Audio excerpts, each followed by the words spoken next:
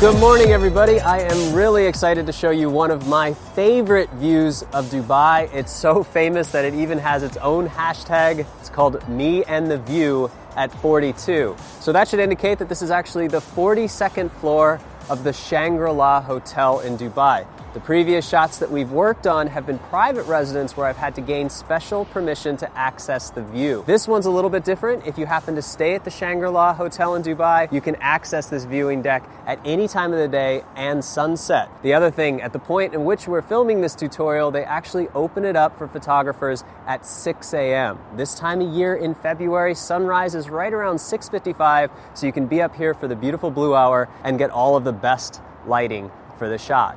Now, the best rule of thumb, if you want to shoot from a hotel and you are going to be in Dubai, you can arrange with the hotel ahead of time. Email them, call them, contact them, and arrange a special time that you can come up and visit their viewing deck. If you really want to have special access to the hotel viewing deck, book a night or two in the hotel. Check the weather forecast when you're going to Dubai, and if you see a chance for clouds or fog or anything like that, go ahead and spend the money and book the hotel. That will assure 100% that you're able to get the photo of the view that you want. While this is one of my favorite views of Dubai, the main reason it's that way is because you get to see everything.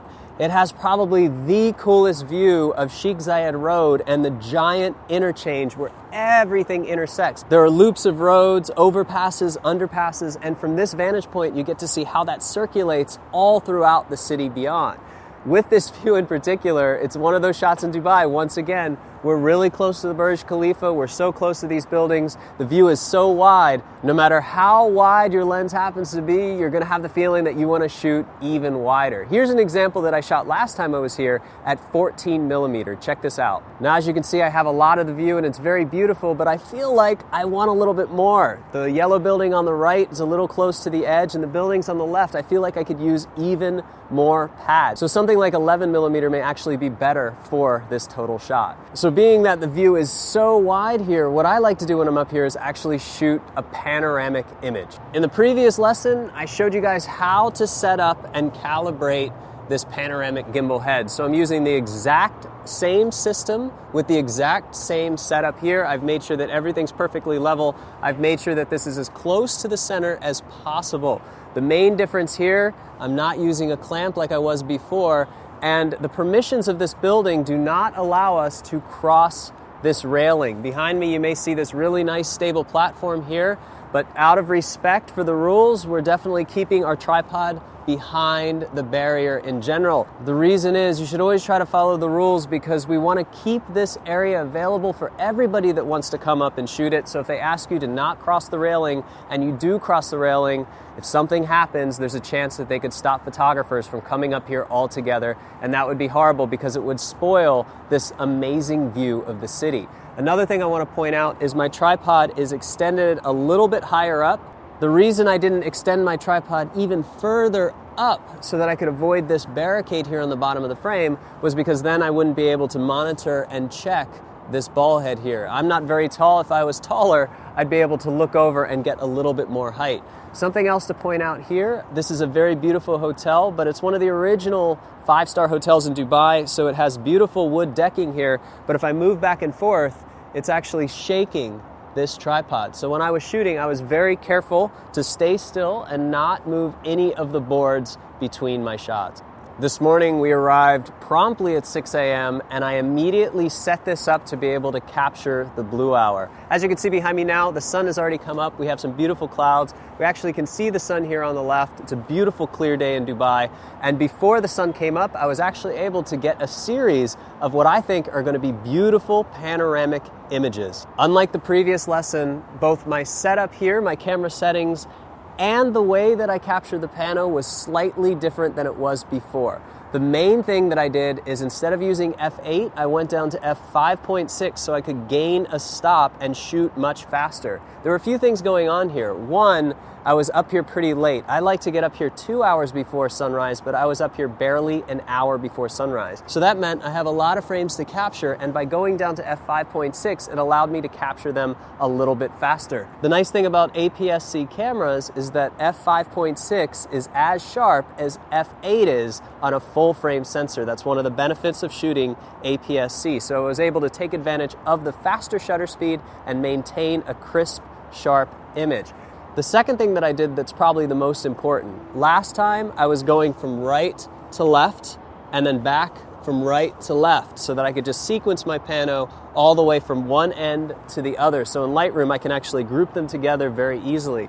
This time I decided to do something different. The reason being, this is the closest I've shot towards the Burj Khalifa so far. And I want to make sure that that is straight in my pano. If that's off a little bit, if it's warped, it's not going to stitch correctly, and nothing looks worse than when the tallest building in the world is actually leaning. It shouldn't be that way. So initiating my pano from the beginning, what I actually did is I started the pano dead center. And what I mean by dead center is the Burj Khalifa is dead center, everything's perfectly level, and that way I can look and make sure that it's perfectly straight and aligned. From the center, I actually moved to the right. So I overlapped 1/3 just like the last time, shot everything, overlapped a third, shot everything again, and went to the farthest extent of where I wanted the right side of my image to be. After that, I moved back to the center and then offset it and started to the left. Now here's the reason why I shot from the right to the left instead of the left to the right. The sun rises on the left side, meaning that that is the bright side of the frame. So it takes longer to capture the dark side of the image. So what I want to do is I want to have a cohesive pano that I can put together. So if you think about this taking maybe 6 or 7 minutes of time to capture the entire sequence of images, throughout that 6 or 7 minutes, the light is changing. So what I want to make sure is I capture the dark side first before I get to the light side. Now, if I didn't have the Burj Khalifa in the frame, what I would have done is I would have started from the darkest side of the image and moved towards the lightest side of the image. But this time, I wanted to make sure that the Burj Khalifa was perfectly straight and aligned before I initiated any other frames of this pano sequence. f5.6 gave me the ability to shoot fast enough to account for the fast-moving clouds. They're actually moving a lot faster than you can probably tell behind me. And during the blue hour, between shots, I can anticipate that I'm gonna have some stitching problems in the sky. Now that's not a deal breaker. As long as all the buildings, all the architecture stitches correctly, I can always smooth things out in the sky with a little bit of a clone stamp or a little bit of painting. That's not gonna be that hard for us to do at this point. Now the other thing I want to point out is there are some problems in the foreground. The main problem being is this big barricade right here. So in the bottom of my pano, I actually have pieces of the building that we're standing on that we're going to have to account for. Now at this point, I shot a little bit wide to include some of the building in here. Once I stitch everything together in post and do a boundary warp to get rid of any distortion around the edges, I may lose some of the building already. But if I can't get rid of those pieces of the buildings, we're going to use a combination of different tools in Photoshop like the clone stamp, using little bits of paint, maybe cloning and taking pieces of one building and moving it to another position. And then again, the other thing that we can do is just do an overall cropping to get rid of the things that we can't paint out manually.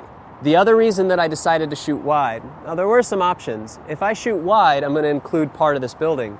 But if I zoom in, I'm going to be able to exclude part of that building. Now you guys know I don't like to crop images, but in this case, if I was going to zoom all the way in and do this pano, I'd actually need more panels to capture. If I shoot at its widest extent, I can actually capture less. So if you think about it, if I zoom way in, then I can only capture a little piece of this image, so I have to capture maybe double the amount of tiles to be able to create this pano. But if I zoom out, I don't have to capture quite as many. That gives me the ability to shoot more panos throughout this little window of the blue hour. And again, in Dubai, it's never really a blue hour. Sometimes it can be a blue 5 or 10 minutes. So I want to maximize the potential to be able to capture as many panos as I can during that time to assure that I can get the best light and the best color in the scene.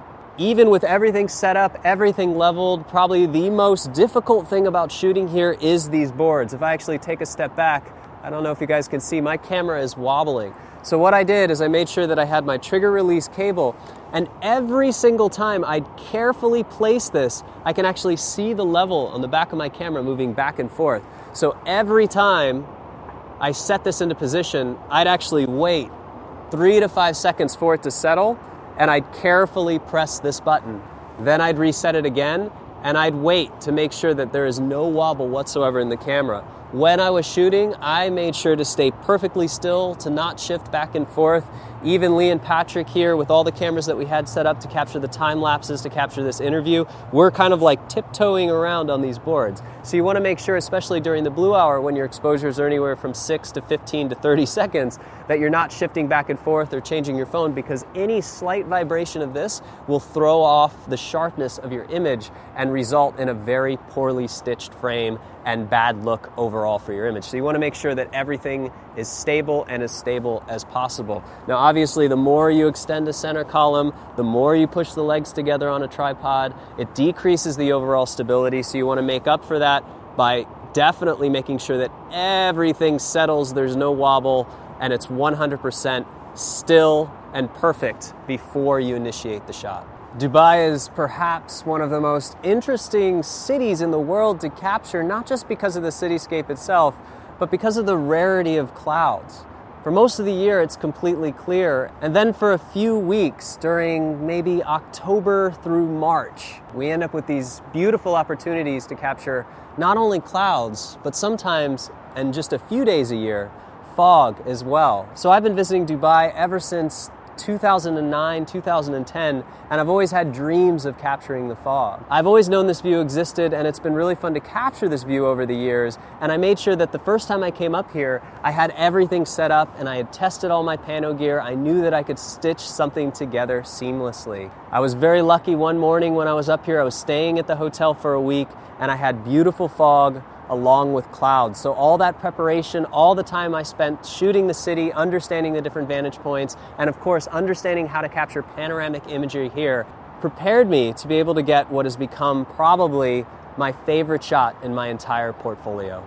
I have to say that the shot we just captured this morning is insanely beautiful. This is probably one of the best skies I've seen in Dubai for years. But I have to say, my favorite morning was the foggy morning because it was a special low fog with clouds. So fog is already super rare in Dubai, but even more rare is when you have low fog and clouds. Usually when the low fog comes in, it's crystal clear above it. But the morning I was here, the fog was actually moving through these buildings, and actually through this street, it looked like tendrils between the buildings, and the buildings themselves were illuminating the fog from underneath. While that was going on, the sky was turning beautiful pinks, purples, and blues. It was a spectacular morning. And as a photographer, I don't live in Dubai. I probably spend 2 to 3 weeks out of the year each season with the hopes to be able to capture something like that. So it's a good reminder that you guys might get lucky the first time that you're here, but if you really want the shot, if you really feel like something has incredible potential, it's worth putting in the time to get not only the composition and frame you want, but also the weather you want as well. Well, that about wraps it up for shooting here at level 42 of the Shangri-La. If you guys want to see more photos, you can follow them on social media. Again, that hashtag is #MeAndTheView@42. A lot of photographers come up here and capture all sorts of weather and beautiful compositions. Now, this is going to be a beautiful frame to put together, but I anticipate some issues. There are always some issues when you're stitching. Even if you have everything set up, the zero parallax point, everything is perfect. In this case, maybe some issues with the sky that we can fix, and it should be pretty easy to fix them.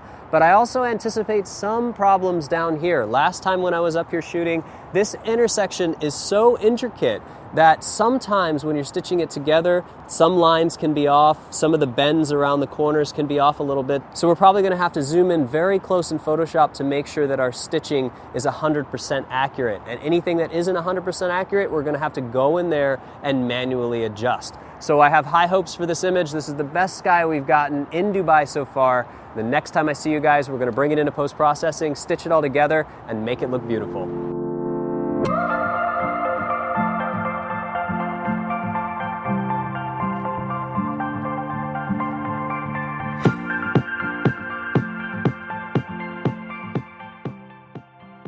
Now I have a lot of files in Lightroom right now, but that's because I want to walk you through a very quick example. So here we have the normal exposure and the underexposure. So I want to do a little bit of an experiment. Now before, in the previous lesson, in the Vision Tower, I used a single exposure.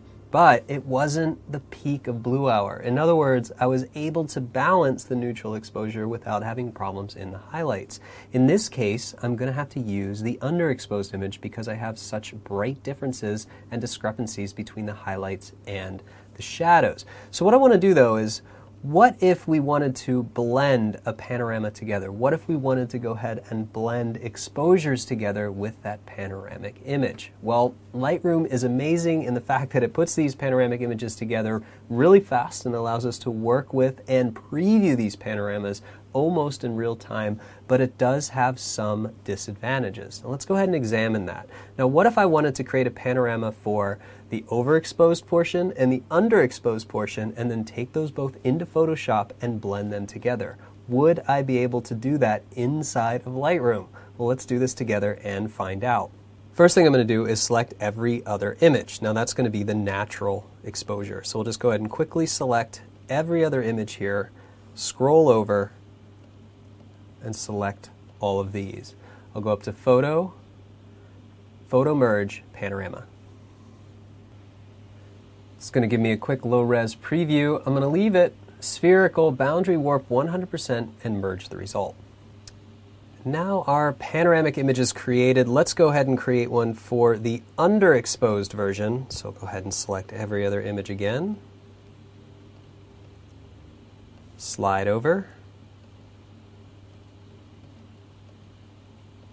Go back up to Photo, Photo Merge, Panorama. I'm going to use the same settings here now that it's there. Spherical, boundary warp, and we'll merge. All right, so both panoramic images should be here. This one and this one here. So we have the overexposed, or naturally exposed, and underexposed. Okay, so they look really similar, right? Let's go ahead and take them both. Let's layer them in Photoshop. So let's say export with previous. Let's take a look if they are indeed the same. Let's go ahead and bring them together. Select all and copy. Close this and paste right on top. All right, so let's take a look. Let's zoom in. Actually, let's not zoom in. Let's start by just toggling these on and off. Now, notice that everything looks close. But if we start to zoom in, let's really examine this. So the first thing I want to do is zoom in on the center. Let's go ahead and toggle this on and off. We notice how we have a pixel shift. So obviously everything has shifted down. Well, it's not that simple. Let's zoom in on the Burj itself. Now, while there was a pixel shift, check this out. Notice that it's actually completely different. So this merged differently than this one did. In other words, Lightroom is randomizing the amount of pixels it grabs from each image. So imagine we're using all of these tiles, and these tiles have overlap. So Lightroom might use one from the tile to the left, and it might use some pixels here, and then some pixels here, and some pixels here. Or it may feel like one tile is perfect. It may actually omit another one and only use pixels from the next tile. So what does that mean? Well, one, it means that the stitching algorithm is actually really good inside of Lightroom because you don't notice these little geometric problems. But two, it also means that it's randomized each time. So even when these exposures are exactly the same, they're shot consistently using the auto exposure bracketing in the camera, it still means that if you try to stitch them and put them together, they're going to be different. And you can really see that right here on that image when the Burj changes shape. And you're going to see all sorts of little things all over the place here, not just pixel shift. We're going to see pixel distortion changes. We're going to see little geometric changes. So there's no way to get these to be even. Furthermore, it's going to be different every single time. So let's go ahead and back out of that and go back into Lightroom. So what does that mean exactly? Well, it means that when we're using Adobe Lightroom and Photoshop in tandem and we're stitching panoramas, it has an incredible algorithm, and boundary warp for this type of photography for cityscapes and linear straight objects is amazing. So I want to use it as much as possible.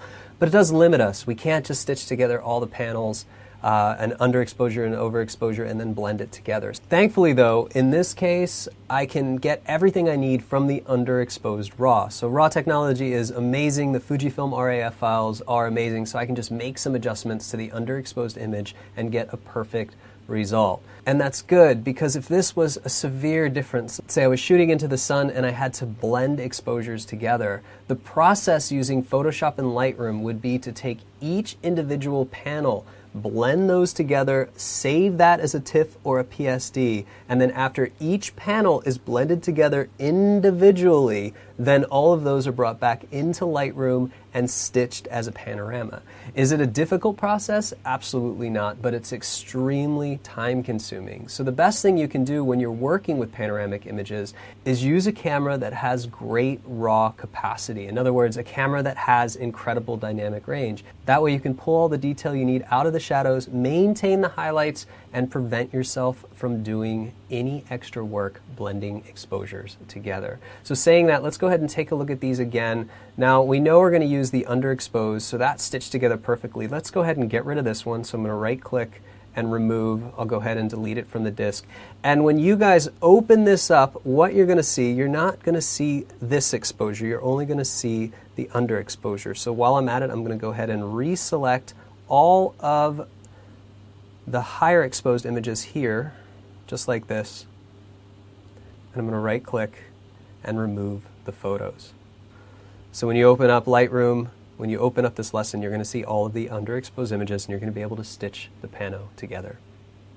So here we have our stitched result. Let's go ahead and make some adjustments. Now, I could have made these adjustments before I stitched it together and it would have carried them over, but I'm just going to go ahead and make them now since it's basically the same thing. So we'll go ahead and pull the shadows up here and the whites down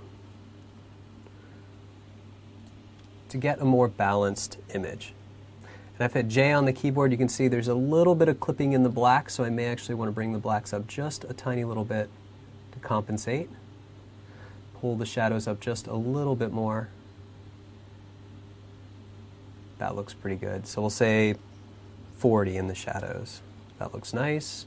Highlights look pretty good. Everything looks pretty good there. Let's actually go down and tweak a little bit of the dehaze while we're at it. And I think just to pull it all together, get that sky to pop a little bit, I think around 15 should look pretty good. The other thing I want to do is leave the sharpening, but apply my noise reduction. Global adjustments looking pretty good. Let's see, let's create some local adjustments here. That highlight is really obnoxious. Let's just go ahead and grab the elliptical gradient tool here, and we'll just go ahead and invert it so we're only affecting that area. Let's zoom in on that a little bit so we can see it. That looks pretty good. And I'm actually just, in this case, going to pull the highlights way down and the shadows up just to compensate a little bit. We'll go ahead and change the temperature back to 0. Let's decide here. I think this area is probably going to come off a little hot too, so let's create another one here. Same thing, we'll invert it and should keep the other settings. Let's pull those down a little bit, shadows up a little bit. Same thing, I'll do one more in this region, invert it. So this is just a little bit of selective adjustment. I don't want to have those highlights haunting me a little bit later. And actually, while we're at it, this is a good example. See these cranes here? They just glow. I mean, they actually look kind of cool. And if you try to clone out all the cranes in Dubai, it'll probably take you the rest of your life. There's always cranes in Dubai. So I'll just offset the shadows and the highlights. I'll just make sure as I move that over. Yeah, I think that's going to work. I'll pull the shadows up just a little bit more. Nice. We'll go ahead and get off that tool, go back, zoom out a little bit, and let me go ahead and bring up the clipping again.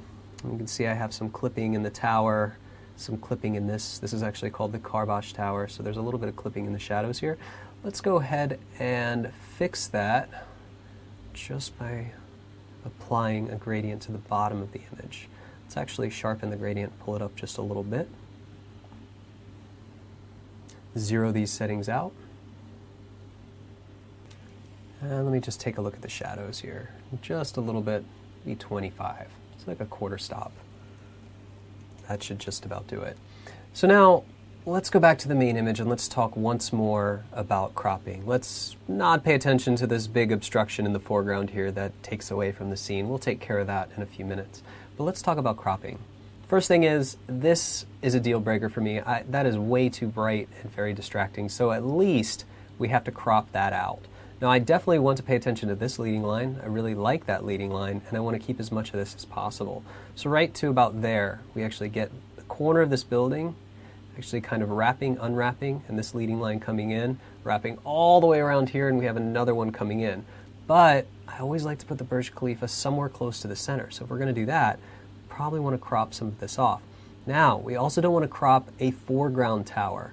Background towers are okay, but foreground towers are not. So let's just go ahead and pull in a little bit on this. Keep the Burj Khalifa pretty much right in the center, plus or minus a few degrees of offset.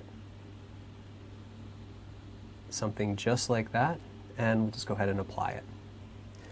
That looks pretty good, but can you find anything just a little bit out of place? I don't know, maybe this platform thing here, and yeah, that doesn't look good at all.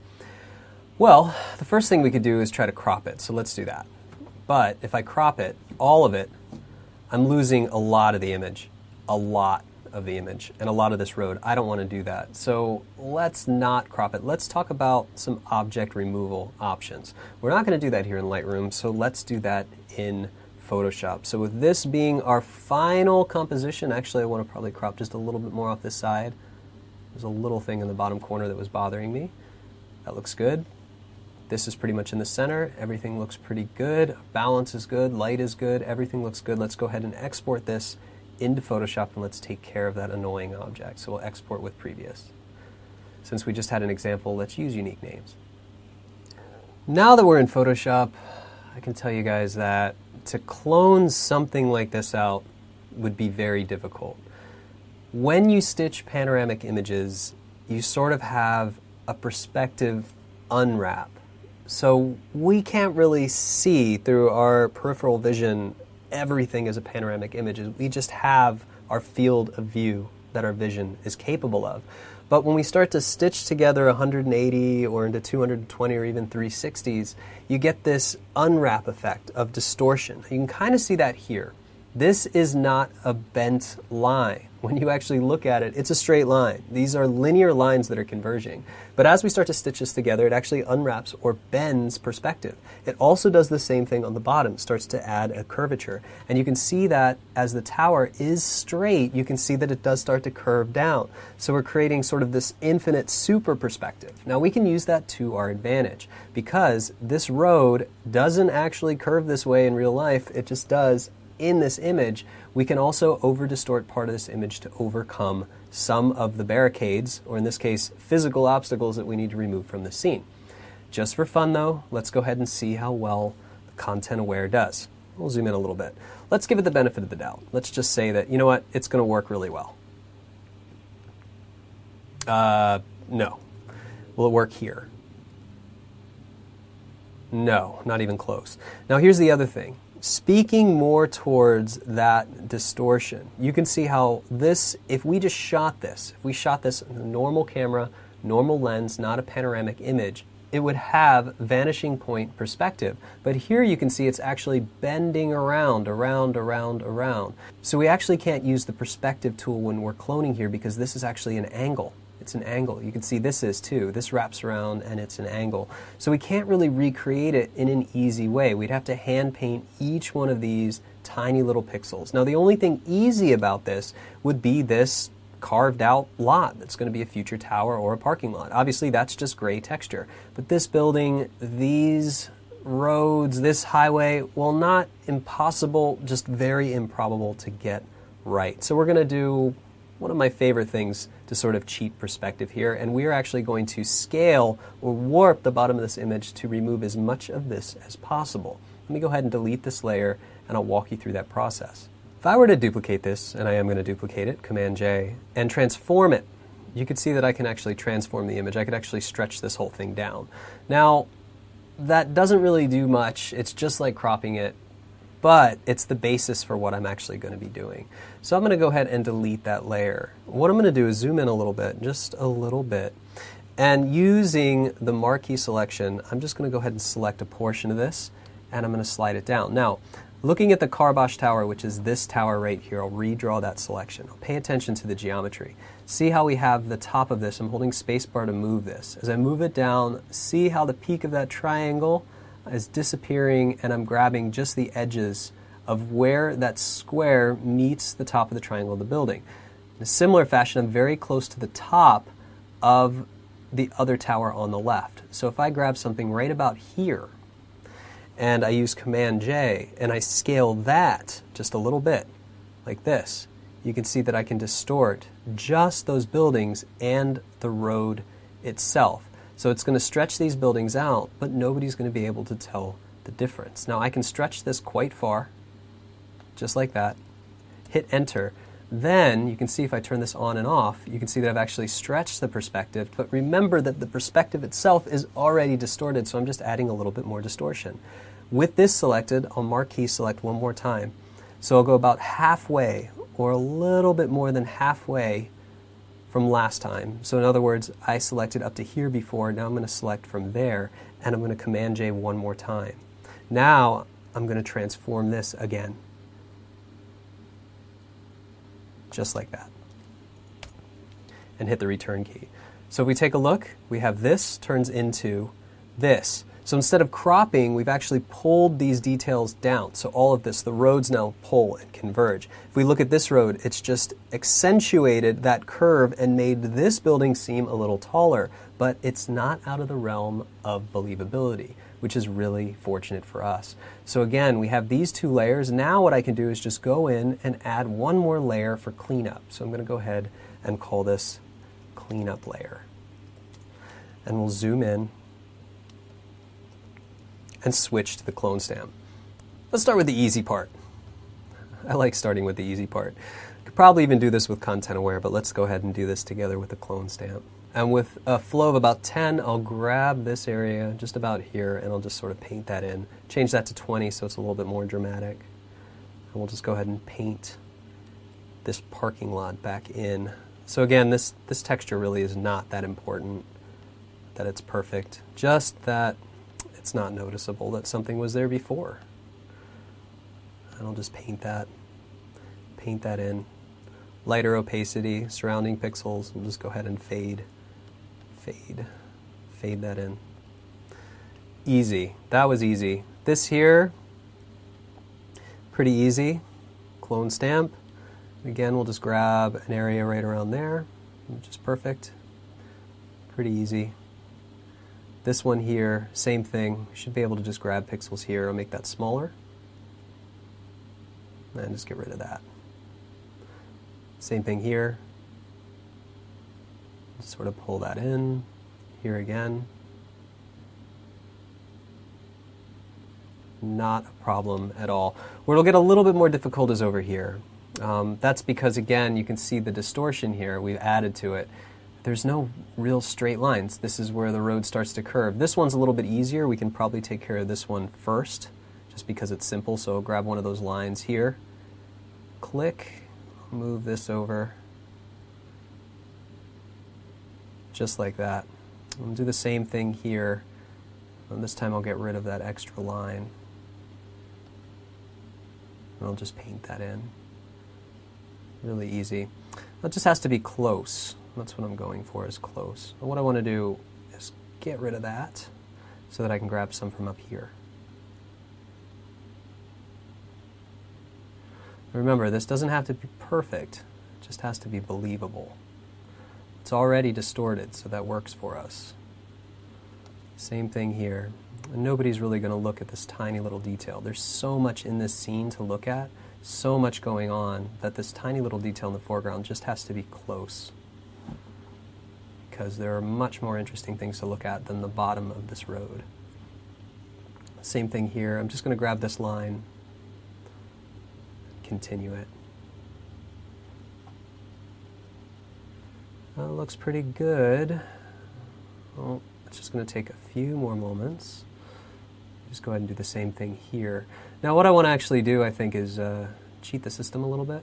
Let's go ahead and grab this area here, And let's go ahead and try to modify it. So instead of this curve continuing to curve, let's go ahead and modify it so it stops curving, just like that. We'll just create a little bit of a loopable pattern there. Awesome. Since it's already distorted, we can kind of get away with creating our own lines here. Same thing here. Let's go ahead and continue this. And I'm just painting. So now that we're doing this little tiny bit, can you imagine having to do that entire road? You're better off just hiring somebody like a matte painter who can reconstruct the whole thing. It's a very difficult place to shoot because that barricades in the way. Before this spot really became available to the public or people staying just at the hotel, they used to let you put a tripod up on this thing that I'm removing, but believe it or not, they actually had some Instagrammers and some bloggers come and stand on that, and they were doing selfies, and ever since then, they haven't really let anybody up there. They have a lot of security around it, which is completely understandable. So if you are actually listening to me talk while I'm cloning all this out, please don't go up there and stand and do a selfie. I will personally have to hunt you down, because I have a feeling if a few more people do that, they will never allow people up there again to take photos. Only people, hotel guests, and iPhones. And that would be horrible, because this is one of the most beautiful spots in Dubai. Same thing, let's just go ahead and just sort of fudge the rest of this out and see what happens. Almost done. A little bit more. Just a little bit more here. Let's back that out a little bit. Way out. You can see how that seemed so important when I was way zoomed in. But now you can see that we have the background, and what we've done is stretched this and actually increased our amount of foreground space without actually cropping it. So that's exactly what I wanted to accomplish. All right, let's go ahead and call this merged Pano. And I'm just going to go ahead and drag this to its own group, and we'll call this modified result. And I'll go ahead and create a new layer, Shift Option Command E. So we have a new layer, and I'm going to call this ACRF for Adobe Camera Raw Filter. We'll go up to Filter, Camera Raw Filter. First thing, let's go up to Effects. Let's add a little bit of dehaze here just to bring the contrast up globally throughout the image. I also want to go back into the luminance here in the oranges, and I want to raise this just a little bit. So you can see as I do that, those lights in the foreground become a little bit more intense and a little less saturated. What I'm also paying attention to is this little strip in the sky. If I take this up too much, you can see that it heats that up too much as well. So I probably only want this to be about 25 or 30%, just to where it becomes a little bit more vibrant. Let's say 20, just to round it off. I'll go back here. Let's go ahead and address the sky. Let's create some drama for the sky. So I want to create a tight selection, in other words, a short-ended gradient here that just has the sky selected, just like that. We'll go ahead and reset local correction settings. If I add a little bit more dehaze here, you can see it pops that out just a little bit. I might also want to add just a tiny little bit of clarity. Now to offset that, remember that's going to darken things up, so we have to pull the shadows up because the burge is going to get a little bit too dark. So pull those shadows up, keep the contrast, and let's go ahead and also pull the temperature down just a little bit to give it a little bit more of a blue color, let's say -10. So it really pulls those blues in. Burge still seems a little dark to me. I may need to bring the blacks up just a little bit, just like that, to compensate. So we have a little bit of dehaze, we have a little bit of clarity, and we've brought the darks up just to compensate a little bit more. Let's pull the shadows up just a little bit more, up to maybe 75. This doesn't change it dramatically, but it changes it just enough. Let's go back to the global settings. I want to make sure everything looks all right. Nothing else that I want to balance. I think this looks pretty good, so I will go ahead and apply it. Let's take a look at the before and after. That looks pretty good. Let's go ahead and do some manual things here. Now, the one thing about this image, this actually looks great. I feel like it's almost finished already. The thing that really bothers me, though, is the blue here. The sky's so intense. We're at a very early blue hour, but it's morning, so it's a dramatic blue hour. Same thing as a late blue hour would be at night. You can see that a lot of the buildings here, they're a little dark, but there's also this incredible blue cast. So again, the easy way to do that, to get rid of that, is to go to the hue and saturation. We're going to go into the blues. And you know what? Let's go ahead and bring the lightness up. Let's see if we can get that to be balanced a little bit more. Let's bring it a little bit into the cyan and closer to the magenta, and we'll just bring that up until it looks pretty good. I'm going to say about 40 is going to be as far as I'd want to go, and we'll go ahead and black out that mask. Pretty easy. Now, with the brush tool, what I want to do is zoom in a little bit here, and we're going to brush it heavy in the bottom. So I definitely want to remove a lot of it here in the buildings because they need to be a little cleaner. Same thing here. I want to remove it here. And that's also going to do two things. It's not just going to bring out the blues or take the blues away, but it's also going to brighten it up just a hair too. So you can see we can go ahead and get that color cast to disappear. We pay attention to some of the background here. This little building here, got to be really careful and just paint around it. You can see that that's actually supposed to be white. So you can see as I turn that on and off, it's brightening that up, which is exactly what I want. So I don't want to get into the sky, but I definitely want that to be around the top of that very interesting looking building. Same thing here, the reflection here, reflection on the index tower. This is actually the index tower. And remember the first lesson we had in Dubai, this was the tower that we were standing, and we were standing right about here, actually, or right about here on that tower, just to give you an idea of the scale of things in Dubai. Same thing here, there's a little bit of blue, but we're not going to be able to paint that out. We're going to have to get that in a different pass with the selection. We go ahead and get rid of some of this here, and definitely the blue here. Now, here's where it gets interesting. The towers, I think that something like this, definitely get rid of the color cast, but something like this, you might want to get rid of some of it, not all of it. I like the reflection on it, I just don't like all of it. Same thing here, most of this can go away. I would tend to keep some of this, most of this in the core of Dubai, but in the Karbash Tower here, you definitely want to get rid of the blue. So again, it's nice, completely selective.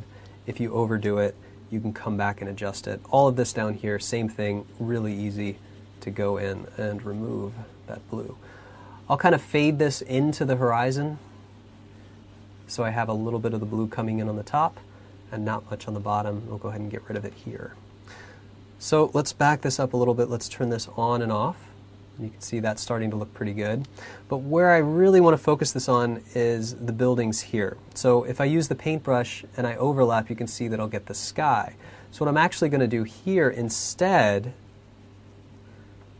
is use the lasso tool. So we'll just grab the lasso tool, zoom in just a little bit around these towers, and I'll lasso in from here all the way up to here.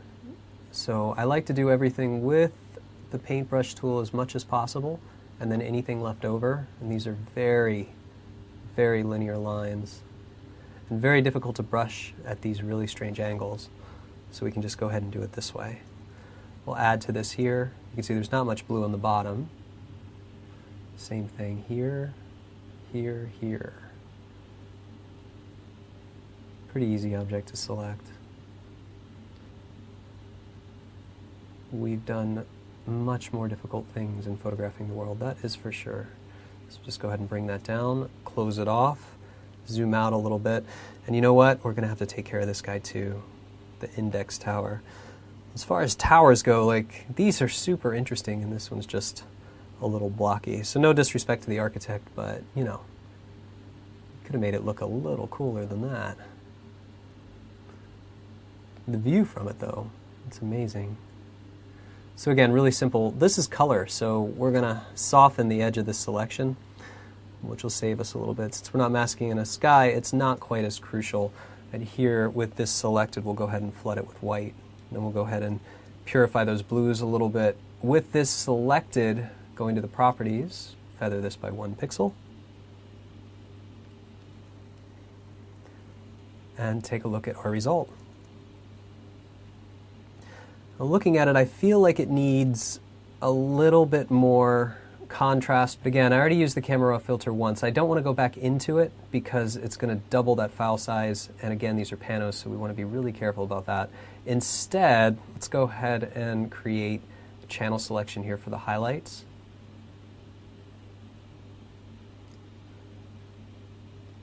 And I'll name this highs. We'll invert it, create one for the shadows. And let's go ahead and select all, subtract the selections. I won't create a mid-tone mask in the channels, but I will create one here with the curves.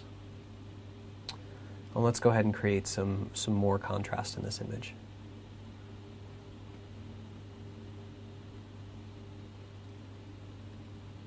That looks pretty good. It's popping the details of the sky, pulling the darks down just a little bit. That looks pretty good.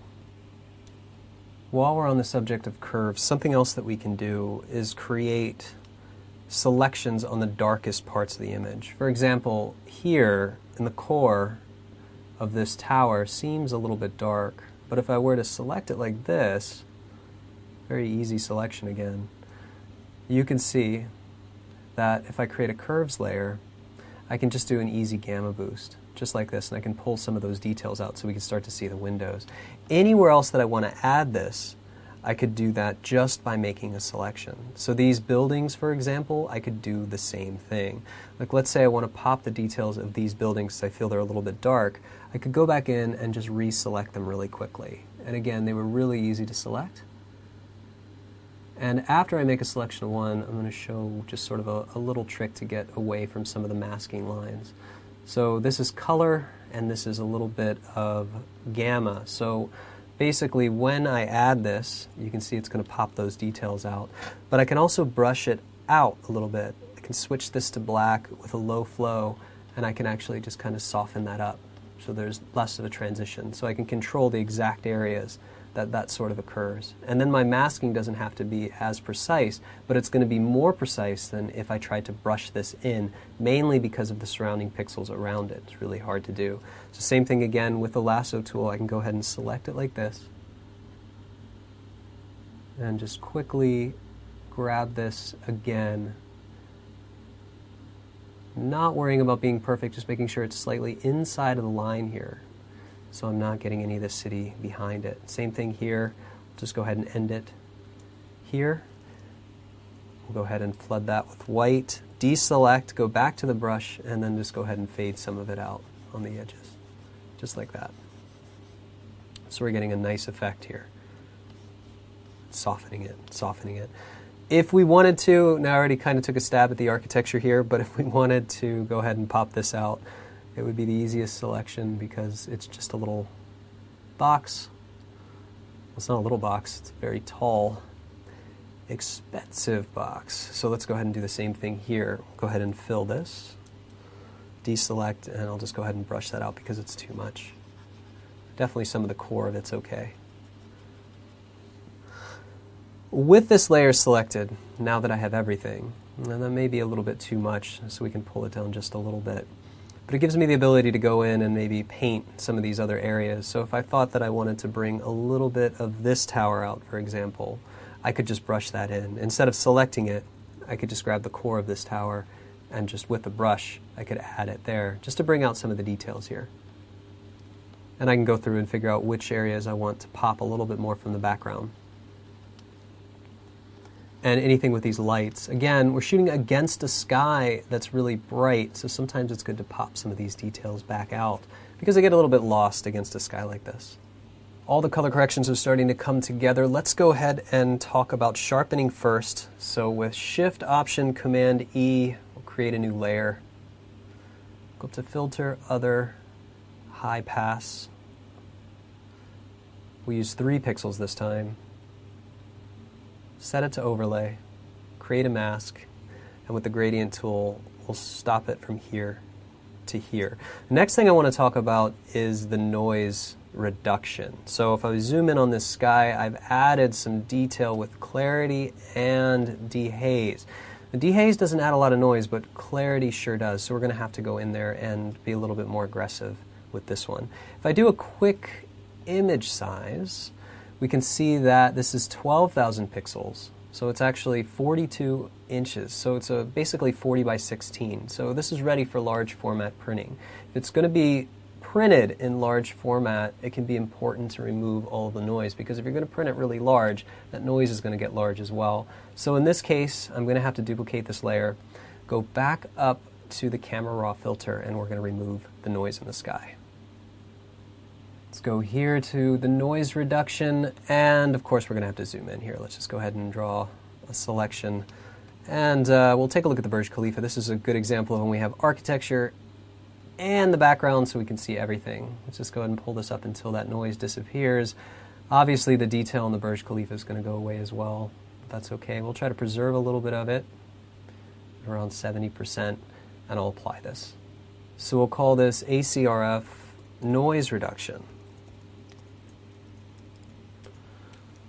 Now here's a little trick that I use. If I know that I'm going to be working on these Pano files and the file sizes are going to get huge, then I'll actually remove things that I don't need. So here, I'm just concerned about the sky. It's a noise reduction layer. So I could just, with the marquee selection, know that I'm not going to use any of this. None of that is going to be reduced in the noise. And I can actually just delete it. Not use a mask, but delete it. That actually takes half of that image away, or half of that layer's image away, which actually cuts down on my file size. From there, I can go ahead and add my mask, and we can say, you know what? Let's give us nice noise reduction from here to about here. And if I zoom in here, we'll go ahead and take a look at the Burj Khalifa. Sky's looking really nice, but if I turn this on and off, you can see I'm losing that detail in the Burj Khalifa, which isn't really that big of a deal, because what I can do, if I zoom it out just a little bit, is I can go ahead and create an easy selection for the Burj Khalifa. That's the nice thing about Dubai, is the buildings are very easy to select. Some of them are. Selecting 100 floors at a time. Let's go ahead and make this an easy selection. Now obviously there's not a lot of detail in the little spike there at the top, so that's not quite as important. But we'll just go ahead and finish off this selection. And as we get closer to the end, we'll just go ahead and seal that off there and fill it with black. And we can see here that we get our detail back. So we're getting the noise reduction in the sky, maintaining the detail, and that's looking pretty good. Now if we go through here, you can see that I have missed a few little spots in the sky, but that's not a big deal. We know that that should have been done at the onset. Those are either going to be stars, hot pixels, or airplanes, so I might have to go through and clean it up a little bit. But for the most part, this Pano looks amazing. And also understand that this is not a common sky in Dubai. So the skies in Dubai change pretty dramatically from summer to winter. So if you want to go there for the clouds, you want this kind of drama and clarity. Because in the summertime, it can be so hazy that you can't even see the Burj Khalifa from a tower like this. You need to go somewhere between October and March for the best chances to have this kind of atmosphere and this kind of dramatic cloud cover. Now saying that, this is pretty much done. You can see what we have here, our modified result. Before that, let's just take a look back in Lightroom. If I go back to Lightroom, this is 1, 2, 3, 4, 5, 6, 7, 8, 9, 10, 11, 12 panels turned into this. You can see with the adjustments we've made here. Then inside of Photoshop, we actually did some pretty big modification. From here, we actually decided that we were going to get rid of all those objects, and we went from this to this, being the biggest, most dramatic change we made to this image. After that, we just kind of came in, did some unifying color corrections, and we'll go ahead and turn on the noise reduction. From there, some blue reduction, curves layer, and some sharpening turned it to this. So basically we have the merged Pano from Lightroom with some adjustments, started here, and then we went from here to here. And that wraps things up with the Shangri-La Hotel. I hope you guys enjoyed this lesson of stitching together a massive panoramic image and then doing some complex yet simplistic object removal in one of what I think is the most beautiful views of Dubai.